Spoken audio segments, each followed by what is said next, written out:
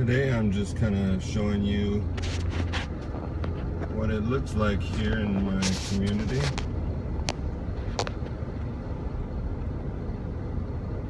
Sorry if it's a bit shaky. I got the camera mounted on the steering wheel, so it turns when I turn. May not do this again.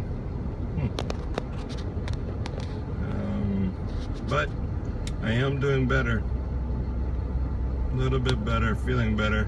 Been in bed a lot, had some back issues, but overall feeling better. I'm gonna go ahead and pause it. Okay, you see these trees? I really don't like these trees. Yes, they're green all year long, but they look so messy. My sister really likes them, but I really don't. The last time I got with you guys, I was just getting out of bed around 5 something in the evening. I was feeling horrible that day, but I don't want to make this about, you know, the same old thing every time, and it's been a little while, so just want to, every day seems to be the same almost. Just, I don't want this to be the same old and just me complaining every time. Life is rough right now for me. Every day's pain, but there's some good moments and some good things, so I just got to try to find a way to show you guys. So it's the past couple of weeks I've been in bed a lot. The treatments that I'm doing, the infusion, it's not hurting, but the hope, it's not going to cure me from Pompe disease. But the hope is to keep me from ending up in a wheelchair, and I think it's going to do that. My sister has the same thing. She was diagnosed in September of 2014 with Pompe disease. I was diagnosed in December of 2014, and my brother was diagnosed, my youngest brother was diagnosed in March with Pompe disease, and my older brother is about to get tested. So that means my mom and dad were both carriers. I don't know if my mom had it. She died a few years ago, and so that was before we even knew what was going on. My sister was testing at Duke University. She had done a baseline test in October, and then they just did some more tests last week, and she's doing a little bit better. But not everybody actually gets better with this. It's just they're hoping to stop the progression of Pompe disease. I guess one of the things I can try to do is help people understand what Pompe disease is. There's an enzyme in our body that's not working properly. And for all of my life, whenever I did blood tests, doctors would say that I had elevated liver enzymes. A little bit, not much, not enough to make them worry about anything, but a little bit elevated. Well, I found out that that's due to the Pompe disease, but basically the enzyme isn't working like it's supposed to, and it attacks sugars and I guess deals with them in a certain way. And since it's not working, it's not doing that. And so the sugars, I guess, build up in the cell, and I don't know if the cell explodes. My stereo sound and speakers and whatnot, I don't know if y'all can hear that, the buzzing, but there's something wrong with my connection, so I've got to try to fix that. But back to the disease. It's a company called Genzyme makes a synthetic enzyme they call Lumazyme, and it's supposed to go in there and break these sugars up and take care of them and destroy them before they get to the muscles, because when they get to the muscles they do damage. Your heart's a muscle, so yeah, it can do damage to the heart. For me, I can tell when it does something to my heart. I used to think I was having little heart attacks, and I went into the hospital thinking that I had a heart attack, and the doctors showing my EKG results were really abnormal. So they told me to go to the emergency room, and I did, and they did a heart cath on me at that time and said my heart looked good. But while they kept me overnight, they did say my heart would speed up, and at one time it was for like 10 minutes at a time. I feel like, you know how if you get scared,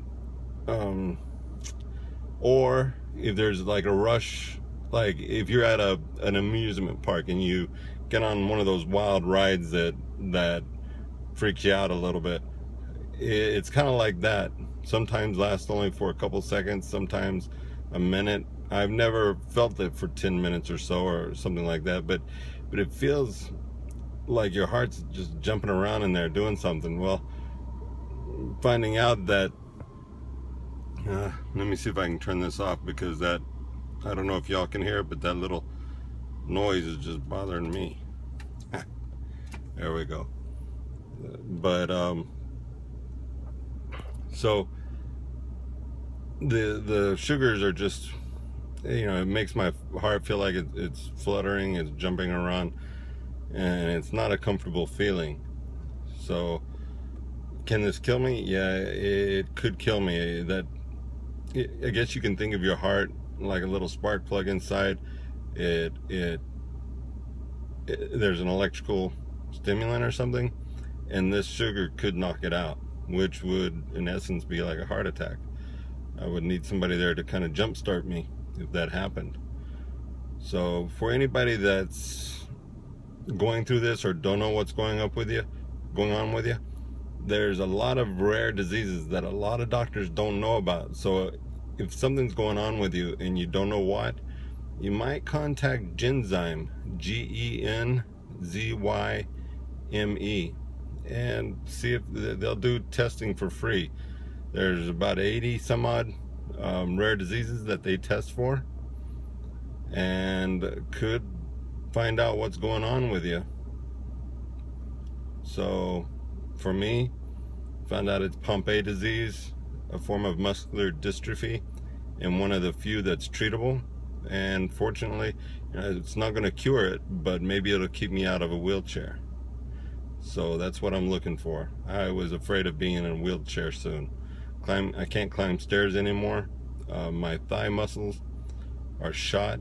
The muscles on the side of the leg, you know, just around to the side from the thigh, are kind of picking up the slack, and that's probably why I feel, you know, my hips and legs are aching so much.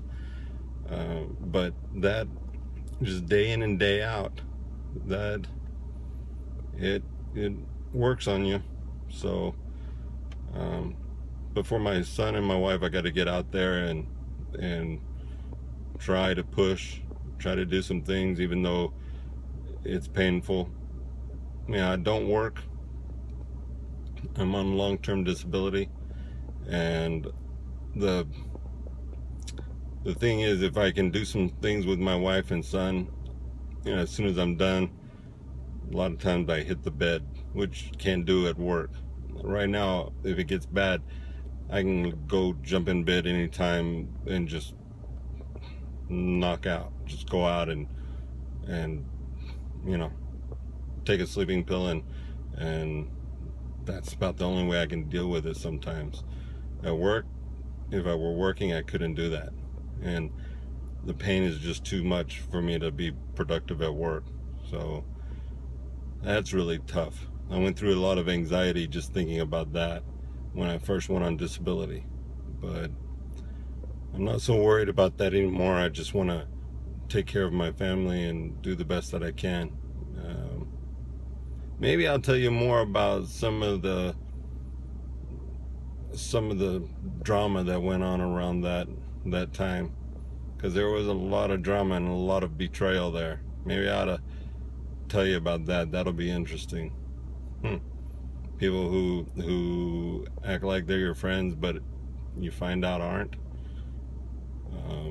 People just care about money a lot of times. And sometimes you just find out who people really are. That's the scary part. Sometimes you might not want to know, but it's probably better to know. Maybe we'll talk about that the next time. But for now, take care. Hope I can help you, and maybe we can share together. Take care. Bye.